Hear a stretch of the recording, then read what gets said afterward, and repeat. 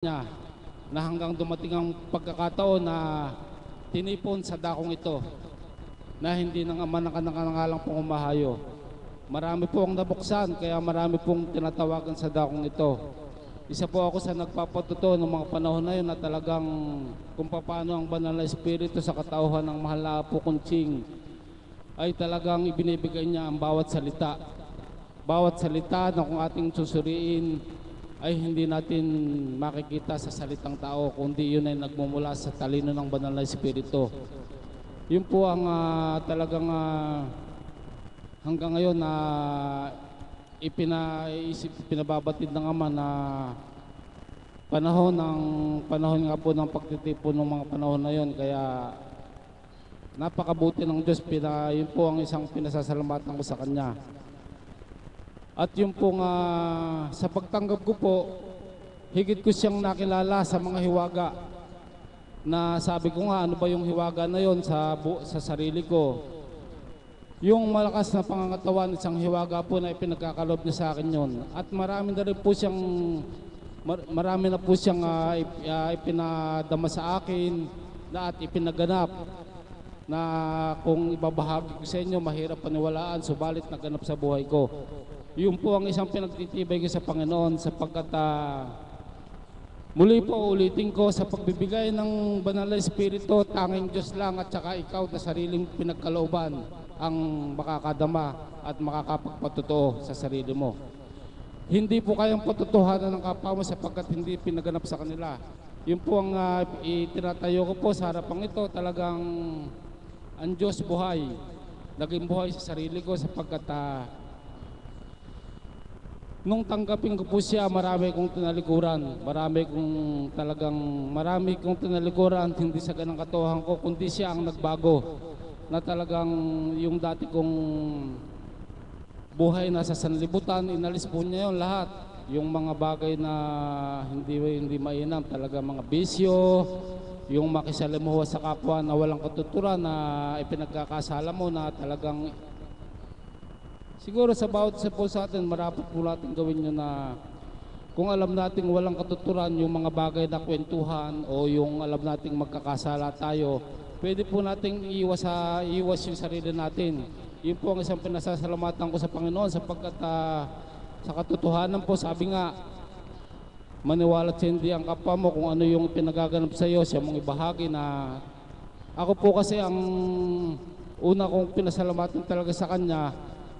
Sa bahay na lang po ako umiikot. Madalang na lang po ako na akong maghahati ng estudyante. Nasisiyahan po yung kalooban ko doon sa palibot na lang ng bahay na kapiling ang Ama na sa araw-araw binibigyan niya ako ng kalakasan kung ano man yung bagay na ginagampanan ko na binabahagi niya bilang pangatawan lupa din naman. Talagang alam niyo po mga kapatid, sa bawat pagkilala natin sa Panginoon,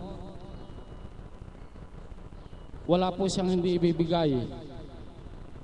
Karamdaman man o mga dalahin man, ang napakahalaga po na natutunan ko, yung makipagrelasyon ka sa Kanya, talagang tutundo po yun. Yung pong meron kang hinihiling, maging paglabanan mo yung lahat ng bagay na alam mong hindi makabubuti para sa Kanya, kundi itayo mo ang natanggap mo sa dakong ito kung paano na sa sarili mo, wag na sa kapwa mo, sa sarili mo at sa Kanya. Napatunayan ko po yun sa pamamagitan ng pakikipaglaban ko na may pagsubok na talagang pinakipaglaban ko na hindi ako nagkaroon ng kuwan sa Panginoon. Ibinabalik po niyang lahat yun at ipinapasabalin sa kisipan ko. Yan ang katotohanan na sa sino mga makikipagtotoo sa aking espiritu, ipagkakalob kong ganap at ibibigay ko ang anumang bagay na makabubuti para sa Kanya. Yan po ang isang turo ng banal na espiritu sa katawan ng mahal na Apo Kunching na talagang masasabi ko po sa ating lahat na isang napakagandang bagay na panghawakan natin sa ating buhay na kung paano ang daong ito ay pinaghaharian ng Ama sa pamamagitan ng banal na espiritu niya. Kaya walang hanggang papurit pa sa salamat sa Panginoon Yun lang po ang masasabi ko, talagang sa araw-araw, yung pong buhay na pinagkakaloob niyo sa akin. Walang pagsubok na talagang masasabi kong nabigatan ako.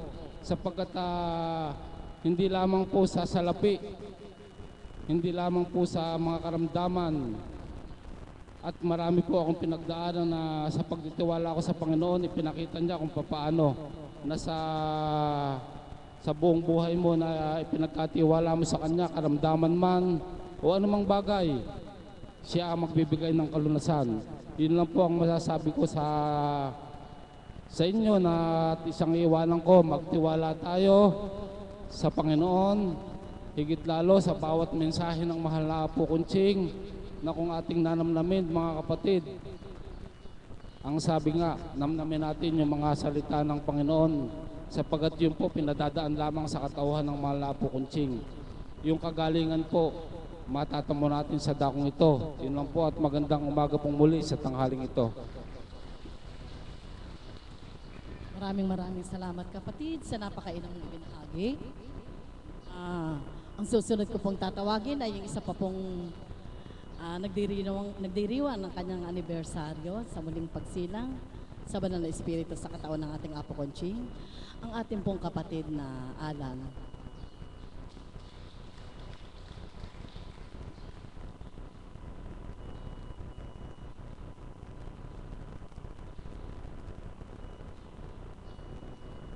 Maraming salamat po kapatid. Magandang umaga po sa katanghalian ito.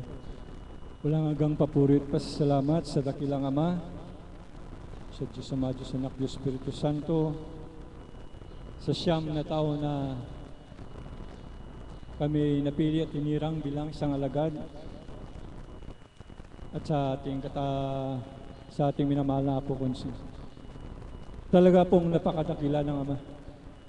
Pinupurihan ko po siya at pinasasalamatan sapagkat kung sa ganang di namin tinanggap ang banal na espiritu, wala po kami dito. Sa mga pagdalisay, sa ngayon po ako'y may pagdalisay na pinagdadaanan ngayon sa aking katawang lupa, subalit nandyan po inaalay ko sa Ama na ako'y makapaglingkod sa Kanya, sa kalooban niya at pagustuhan niya, hindi sa ganang sa akin pagkatao. Inangking ko po ng pagdalisay na ito, isang pagtitibay, isang katatagan na anuman dinadaanan mo sa katawang lupa mo, subalit yung spiritual mo, siyang maghahari sa iyo, talagang bibigyan po niya tayo ng kalakasan, kalusugan. Wala hanggang papuri at pasalamat po sa Kanya, sa lahat-lahat po, sa mga iwaga, na kami po ay katotohanan, wala kami mga hanap buhay, subalit sa Kanyang pagmamahal, pag-ibig kami nabubuhay sa kalooban, pagustuhan. At sa taong kinalugdan namin ang mahal na Apo Kunching, walang hanggang pasasalamat din po sa Kanya, sapagkat kundi dahil sa Kanya, wala din po kami dito. Kaya sa inyo po lahat na narito, ano man po ang minimitin nyo, mga karaingan nyo, kailangan lang po natin na linisin ang ating puso at kaisipan. Tanggalin po natin yung pag-aalinlangan. Magtiwala po tayo sa taong ginagamit sapagkat tao lang nakikita nyo, subalit ang banal na espiritu, maramdaman nyo sa pamagitan ng salita ng banal na salita ng Panginoon sa katauhan niya. Kaya po, dito na lang po at maraming salamat po sa Diyos Ama, Diyos Anak, Diyos Espiritu Santo. Salamat po.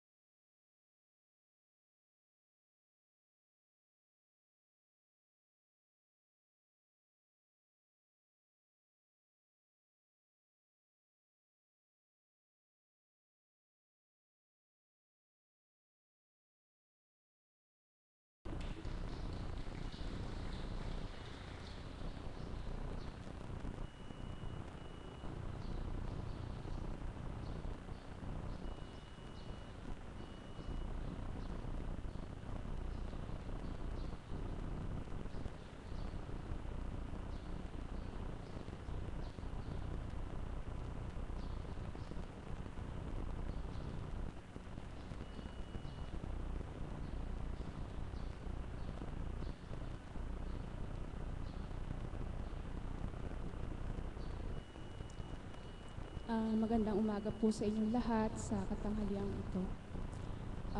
Una po ay nagpupuri po ako at nagpapasalamat sa ating Ama sa pag-akay niya sa akin sa dambanang ito. Mapalad po ako at isa ako sa kanyang napili.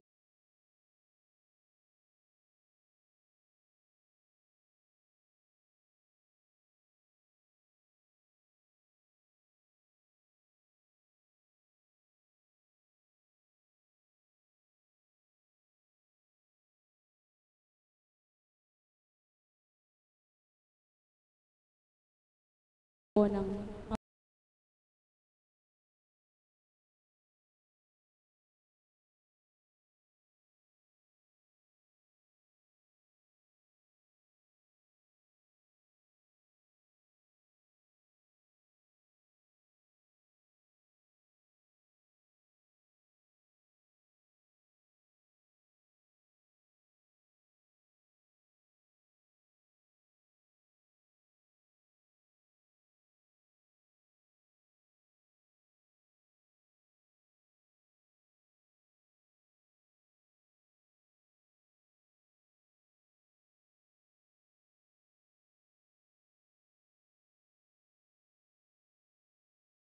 banal na salita ng Diyos ay puro kagalakan na po at nakakalimutan ko na po kung ano man po yung aking nararamdaman sa aking katawan. Kasi po kung hahalin tulad po yung aking karamdaman sa karamdaman ni Isidora na ang cancer ay namamay sa kanyang dugo. Ang sa akin naman po, ang cancer ay namamay sa aking mga buto. So mula ulo po, likod, hanggang paa. So kung kukumpara po sa isang haligi ng bahay, yung aking buto po ay parang inaanay na. Titingnan nyo po na buo, subalit pag hinawakan nyo ay wala ng laman. So, ganun po ang nangyayari sa aking buto. Sa ngayon po, dahil sa pag-ulan at dahil sa lamig na aking nararamdaman, tumatagos po yung sa aking mga buto. So, may pain po akong nararamdaman. Subalit, hindi po hadlang yung sakit na yon na nararamdaman upang ako ay tumigil ng pagtitiwala at pananalig at pananampalataya sa ating Panginoong Diyos dahil siya lang po ang ating pag-asa at alam ko po na hindi niya ako pababayaan sa araw-araw po na pagpunta ko rito. Ang ninanais ko po na paggaling ng aking kaluluwa ay alam ko po na idadatal din po niya sa takdang panahon ang paggaling po ng aking karamdaman. Kaya po nagpupuri ako at nagpapasalamat sa ating Ama sa araw-araw po na ako'y dinadala niya sa dambanang ito at sa pakakinig po ng mga banal na salita ay tunay pong kagalakan at kasiyahan ang aking nararamdaman. At iyon lamang po at maraming salamat. Subalit, bago ko po tapusin itong aking pagpapahayag, ay tatapusin ko po sa isang awit. Kasi po, nung minsan po, yung awit na to, inawit ko na po no, subalit hindi ko naiwas to dahil kailangan po palang meron akong baguhin. Ang mensahe po kasi nung awit na to na aking aawitin ay patungkol po sa akin nung hindi ko pa lubos na kilala ang Ama, hindi ko pa siya lubos na natatanggap sa aking buhay. Kaya para din po sa inyong lahat ang awit na ito. Bakit kaya, bakit ka pa naghihintay? Nahimukin pa, pilitin ka ng tadhana. Alam mo na kung bakit nagkakaganyan. Lumulutang, nasasayang ang buhay mo.